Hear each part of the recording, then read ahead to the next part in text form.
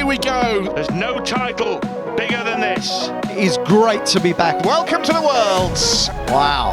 Just superb. Grit and determination. Does her. Gets it done. What darting entertainment this is. Brilliant finishing. And he saves his skin. Pummeling the trebles again. Oh, he's in again. There it is. Nathan Aspel's fired up.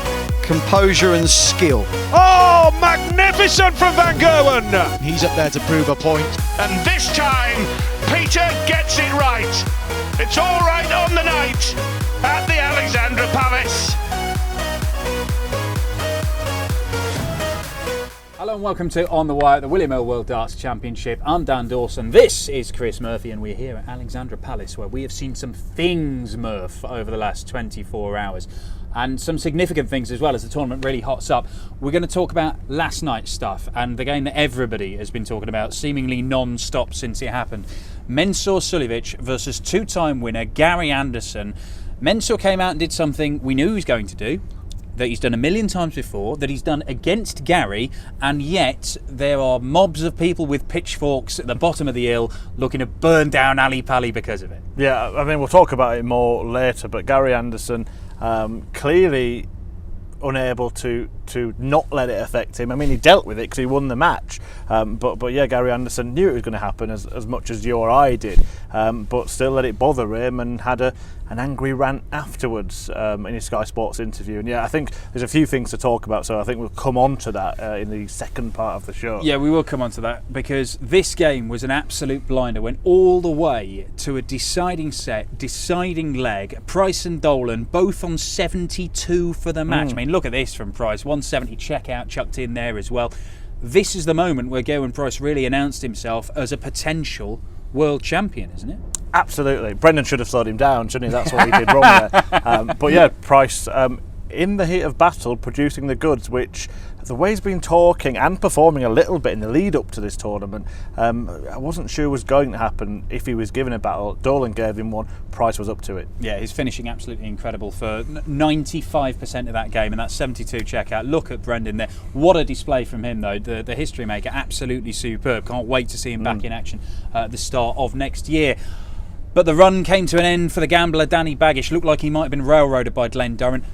All of a sudden, Glenn's looking like he's back playing proper stuff, the Premier League champion, because he hadn't been for a good couple of months. Yeah, we've seen quite a few players already come back after Christmas and all of a sudden seem like completely different players to what we saw before Christmas and in the months leading up to that. Glenn Durrant, certainly one of them, who I said on yesterday's show, whoever wins this match will get railroaded by Dirk van Dijvenbode. I'm not so sure having seen that from Glenn. Yeah, absolutely. Very, very interesting, but very, very impressive from Danny Baggish. I think that's the best performance we've seen from an American player in the history of the William Earl World Championship.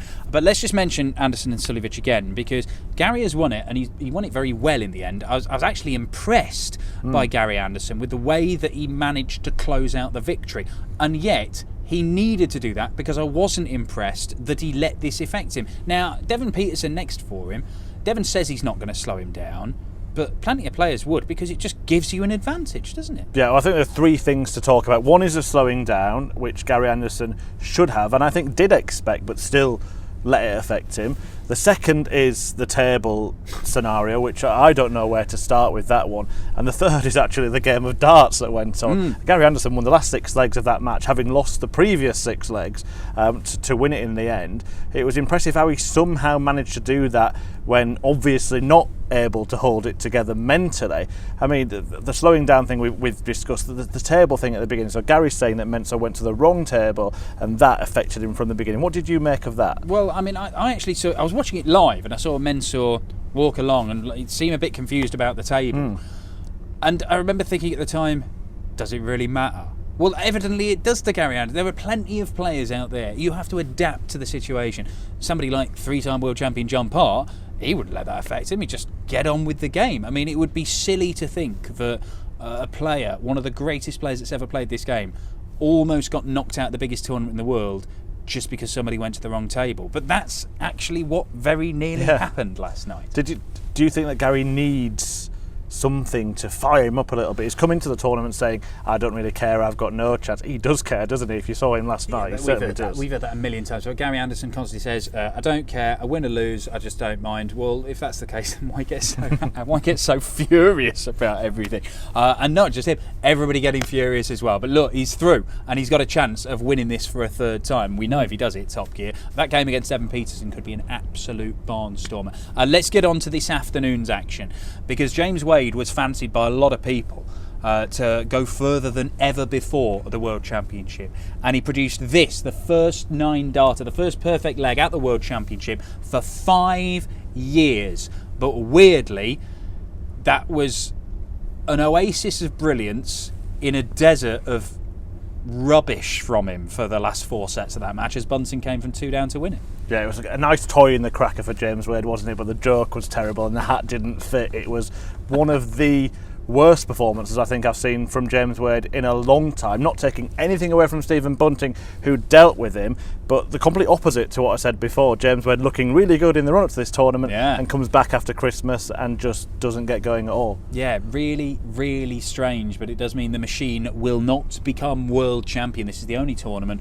only big TV major that he's not made the final of, at least, or gone on to win it, obviously. But Stephen Bunting has put himself there, and he's in a little section of the draw where none of those players have ever made a World Championship semi-final before. You can see Bunting here taking out 48, 4 sets in a row. He's not done a great deal, Stephen, in terms of big TV wins so far this year since the UK Open, but he could be dangerous. I mean, he's a world champion himself. Yeah, Mr. World Grand Prix, obviously, after testing positive for coronavirus. I think he's got the bit between his teeth. He feels a little like he was harshly done by there. Felt he would have been in the top 16 had he had a couple of wins there.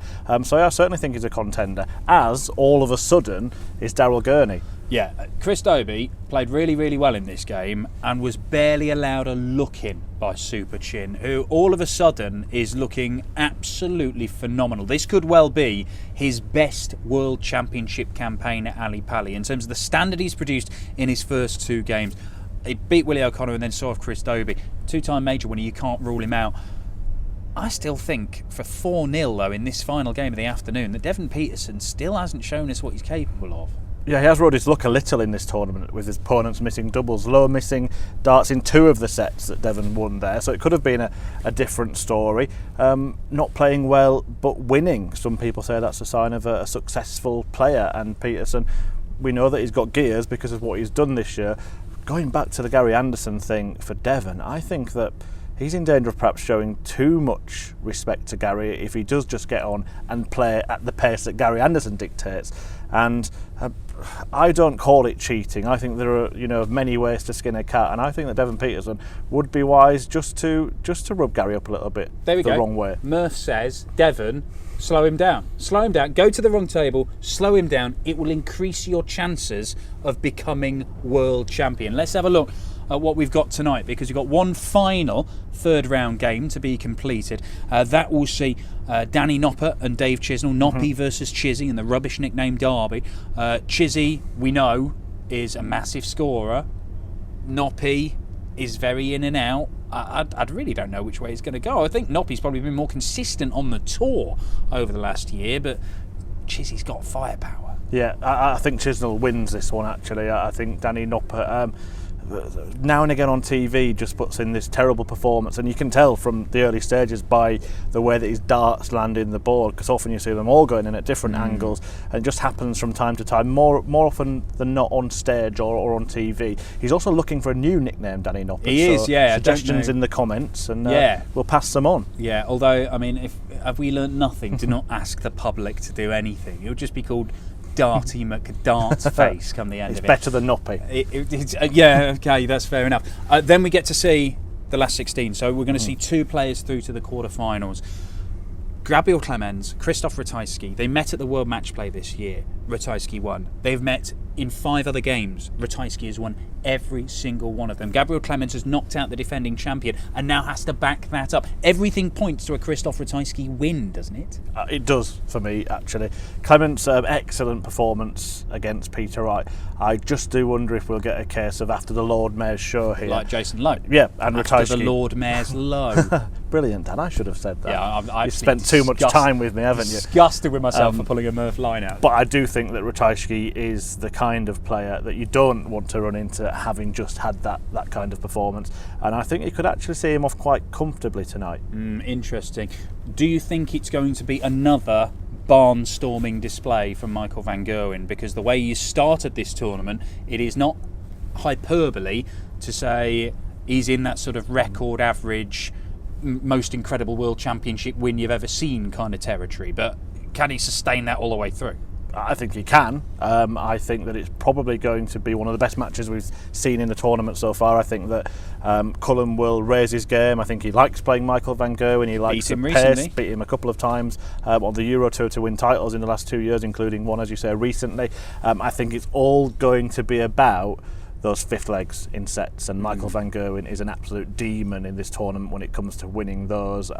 It could be a match that sees every set go 3-2 and Van Gerwen winning in straight sets. That could quite easily happen. Well, look, he's been absolutely superb so far in this tournament, has Mighty Mike, but Joe Cullen in uncharted territory, never been this far in the William Hill World Championship. We will see 2 players through to the quarterfinals tonight. Is it going to be MVG? Is it going to be Joe Cullen? Is it going to be Gabriel Clemens? Or is it going to be Christoph Ratajski? But before that, it's Noppy versus Chizzy, or whatever Noppy's going by nowadays. He's probably changed it in the last hour, thanks to RTL 7. But one of those guys will make it through to the last 16. Enjoy tonight. We'll be back tomorrow when we'll know a little bit more and 2 of our quarterfinalists.